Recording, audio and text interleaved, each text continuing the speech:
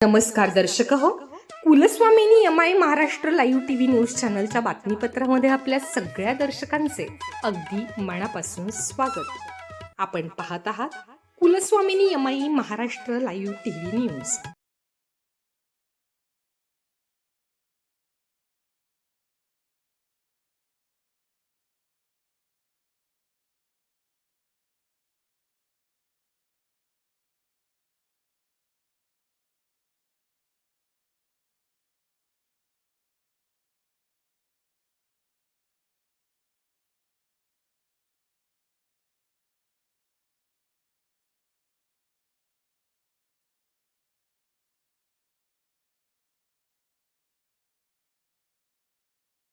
ऊन वारा पावसाची तमन्ना बाळगणारे आणि देशाच्या म्हणजे 12 महिने 24 तास आणि फौजींच्या डोक्याला असतो त्रास.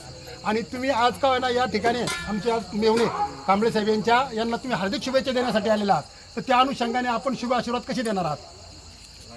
सगळ्यात पहिली एक आनंदाची गोष्ट की आमचे मित्र संपादक एम.आय. लाईव्ह न्यूज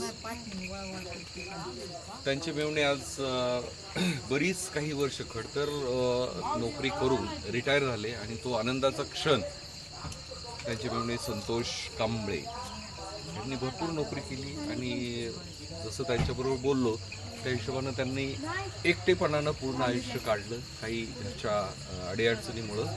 पण त्यांना बघितल्यावर मला एवढा आनंद झाला की त्यांनी जे बोलायचं पद्धत किंवा त्यांनी जे नोकरी केली त्याच्याबद्दल त्यांनी थोडक्यात जे सांगितलं ते एव्हिएशन युनिटमध्ये होते आणि तिथे एक जबाबदारीचं काम असतं, खूप खडतर प्रवास असतो, ज्ञानाची गोष्ट त्याच्यासोबत लागते.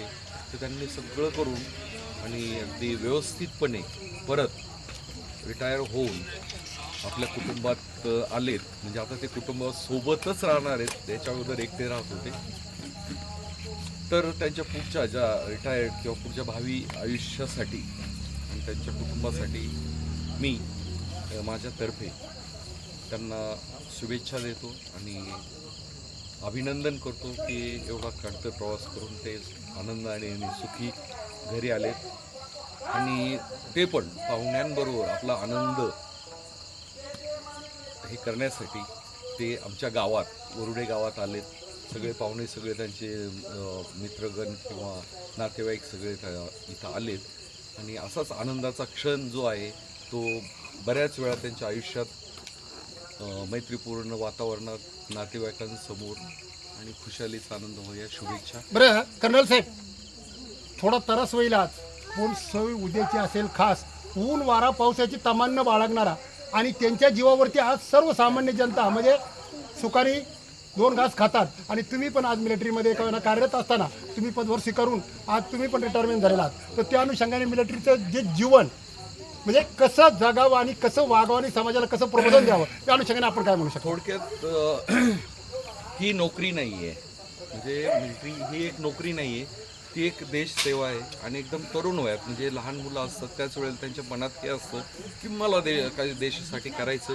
तर देव ज्यांना मोका देतो किंवा त्यांचं ते भाग्य असतं देशाची सेवा करणं. त्याच्यानंतर समाजासाठी सांगण्यासारखं एवढंच असतं की ज्या कष्टानं किंवा ज्यानं देश सेवा केली, एवढे खडतर आयुष्य काढलं, जेवढेही वर्ष केले तो त्यांच्यासाठी एक धडा असतो. आणि त्याच्यामुळं समाजात आजही मिलिटरी मॅन म्हटलं की मग लोक त्यांच्याकडे एक वेगळ्या दृष्टीनं पाहतात, त्यांच्याकडून वेगळ्या अपेक्षा करतात आणि त्यांच्या अपेक्षांना आपण परिपूर्णपणे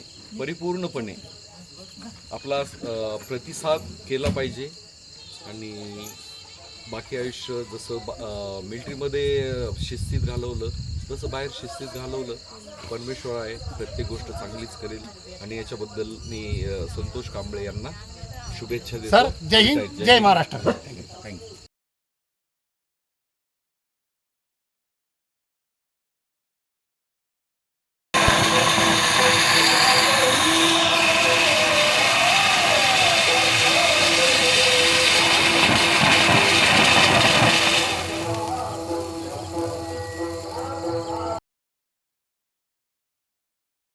चालू घडामोडींचे अपडेट्स जाणून घेण्यासाठी आपल्या कुलस्वामिनी अमाई महाराष्ट्र लाईव्ह टीव्ही न्यूज चॅनलला जरूर सबस्क्राईब करा, लाईक करा, शेअर करा व कमेंट देखील करा.